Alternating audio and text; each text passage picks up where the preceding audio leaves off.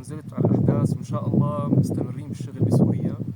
اتصلكم بضاعة لتركيا ولسوريا وين بأي محافظة كانت الحمد لله. بالنسبة للدول الثانية شوي شوي إن شاء الله.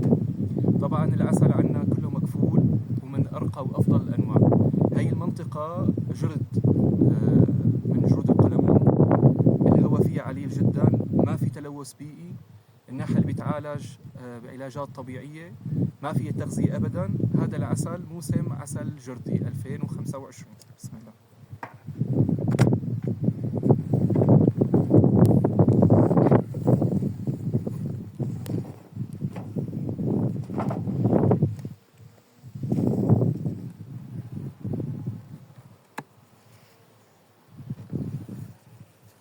ما شاء الله.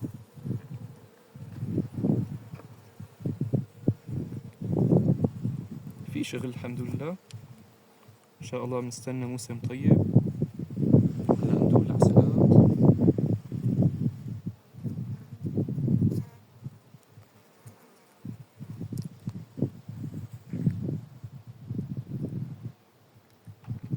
إن شاء الله شيء مرتب تمام.